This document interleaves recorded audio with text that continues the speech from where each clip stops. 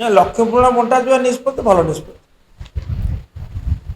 ବହିରେ ମାଳ ତ୍ରୁଟି ବାହାରିବା ଘଟଣା ସହିତ ଆର କୌଣସି ସମ୍ପର୍କ ନାହିଁ।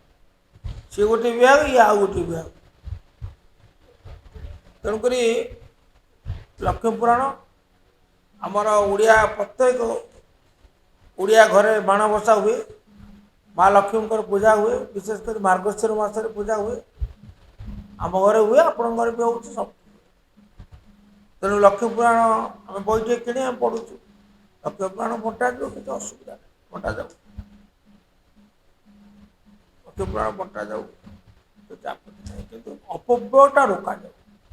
ଯେପରି ପଖାଳ ଦିବସ କରି 2,32,00,000 ଟଙ୍କା ଅପବ୍ୟୟ ହେଲା, ଏହା ବ୍ୟୟ ନୁହେଁ, ଅପବ୍ୟୟ।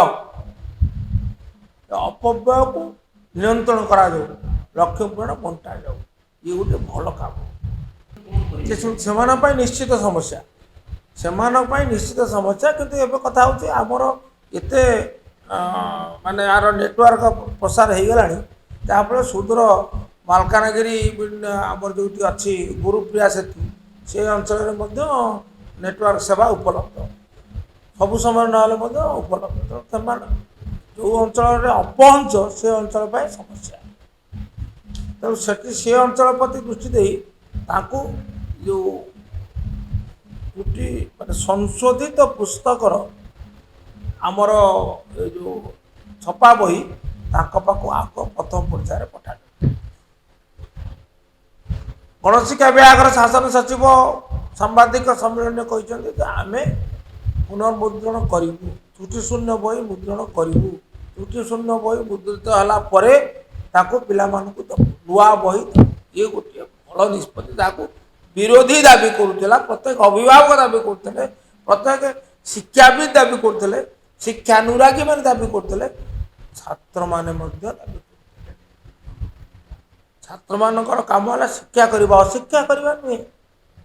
ଓଡ଼ିଶା ବିଧାନସଭାର ଛବି ପରିବର୍ତ୍ତେ ଯଦି କର୍ଣ୍ଣାଟକ ବିଧାନସଭାର ଛବି ରୁହେ, ତାହେଲେ ସେ ଶିକ୍ଷା ନା ଅଶିକ୍ଷା? ଅଶିକ୍ଷା। ମହାଭାରତରେ ହେଉଥିଲା ପଶା ଖେଳ, ପଶା ଖେଳ ପରିବର୍ତ୍ତେ ଯଦି କବାଡ଼ି ଖେଳର ବର୍ଣ୍ଣନା ହୁଏ, ତାହେଲେ ଶିକ୍ଷା ନା ଅଶିକ୍ଷା? ଆମର ଏ ଯେଉଁ ପ୍ରାଚୀନ ଶାସ୍ତ୍ର ପୁରାଣ ମହାଭାରତ, ଇଏ କ'ଣ ଅଜ୍ଞତା ନୁହେଁ, ଇଏ ହେଉଛି ମାନେ ଔଦ୍ଧତ୍ୟପୂର୍ଣ୍ଣ ଅବମାନନା। ଅଧ୍ୟୟନ ଅଭାବରୁ, ନିଷ୍ଠାର ଅଭାବରୁ, ଉତ୍ତରଦାୟିତ୍ୱ ଅଭାବରୁ, ଭୟ ଶୂନ୍ୟତା ଯୋଗୁଁ ଏ କାର୍ଯ୍ୟ ହେଉଛି। କୌଣସି ସମୟରେ ତ କେବେ କୌଣସି ମହାଭାରତରେ ବର୍ଣ୍ଣନା ନାହିଁ ଯେ ଦୁଃଶାସନ ଯୁଧିଷ୍ଠିରଙ୍କୁ ଗୋଟେ ଚାପୁଡ଼ା ମାରିଲା। ବିଆର ଚୋପ୍ରାଙ୍କର ବହୁଳ ପ୍ରସାରିତ, ଘରେ ଘରେ ପରିଚିତ ମହାଭାରତରେ ଆପଣ ଏ ଛବିରେ ଦେଖୁନ ଆସିଲାକୁ ସାରାକୃତ ମହାଭାରତରେ ବର୍ଣ୍ଣନା ନାହିଁ। ଏଭଳି ଉଦ୍ଭଟ କଥା ଲେଖିବାକୁ ସାହସ କଲେ କିପରି? ସାହସ କଲେ କିପରି? କ'ଣ ପିଲା ଖେଳ? ଗଞ୍ଜଡ଼ ମାନେ ମଧ୍ୟ ଏ ଭୁଲ କରିବେ ନାହିଁ। ସେମାନେ ନିଶାଶକ୍ତ ହେଲେ ତାର ମତିଭ୍ରମ ହୁଏ, ମତିଭ୍ରମ ହେଲେ ଭୁଲ ହୁଏ, ଏଭଳି ଭୁଲ କରିବେ ନାହିଁ। କିନ୍ତୁ ଗୋଟିଏ ଆଶ୍ୱାସନା ଯେ ତ୍ରୁଟିମୁକ୍ତ ପୁସ୍ତକ ଛପାଯିବ, ତାହା ପିଲାମାନଙ୍କୁ ବଣ୍ଟାଯିବ, ଇଏ ଭବିଷ୍ୟତ। କିନ୍ତୁ ବର୍ତ୍ତମାନ ତ୍ରୁଟିପୂର୍ଣ୍ଣ ବହି ଛପାଗଲା, ତ୍ରୁଟିପୂର୍ଣ୍ଣ ବହି ବଣ୍ଟାଗଲା। ଏଥିପାଇଁ ପଦକ୍ଷେପ ବିଳମ୍ବରେ, ଯେତେବେଳେ ରାଜ୍ୟବ୍ୟାପୀ ଆନ୍ଦୋଳନ ହେଲା, ବିଜେଡି ସମେତ ସମସ୍ତ ବିରୋଧୀ ଦଳ ତରଫରୁ କାର୍ଯ୍ୟାନୁଷ୍ଠାନ ଦାବି କଲେ,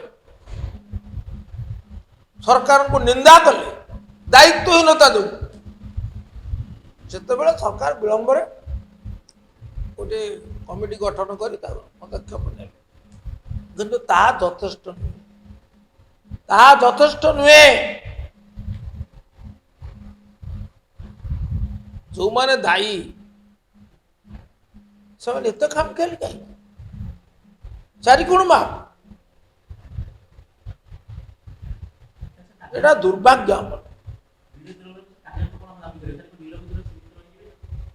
नहीं केवल निलंबन नुहे विरोधी दल दाबी करे प्रथम दाबी थिला पिलांको पाई पिलांको भविष्यत पाई जे आपण त्रुटि शून्य पुस्तक छापी ताको पिलांको अविलंबे दियंतु अविलंब किपरि आमर तो सीमित छापा शक्ति आम बाहर छपा गले किसी असुविधा अच्छी यदि प्रत्यक्ष तत्वावधान रे सरकारी प्रेस बाहर छपा जाए ताहले केबे त्रुटियुक्त हब ना त्रुटि शून्य हम तो दि जाऊ यहाँ प्रथम दाबी जो दाबी विषय प्रथम तो द्वंद्व है माननीय मुख्यमंत्री गोटे कथा कहले माननीय विभाग मंत्री आ गोटे कथा कहले मुझे प्रश्न करी क्या कथाटा ठीक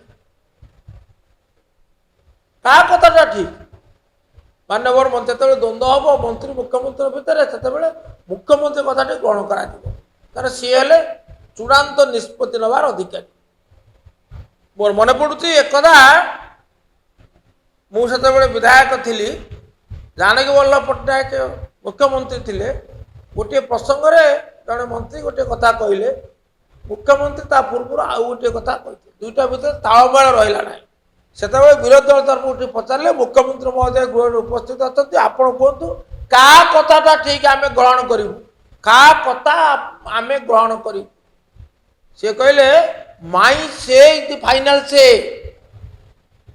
अर्थात मु मुख्यमंत्री मो कथा ही चूड़ांत आपण ताकू ग्रहण करेंगे ये मुख्यमंत्री कौन कहले बही छपा जीव ना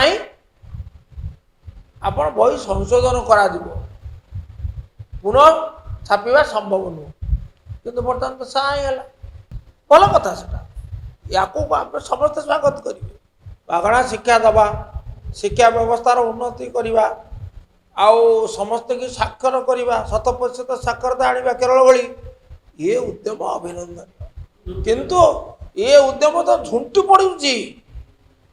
पड़ुची जदि आपंक आम भिडी भल लगा तेब आम चैनल को लाइक शेयर सब्सक्राइब करने को जमा भी भूलु नहीं।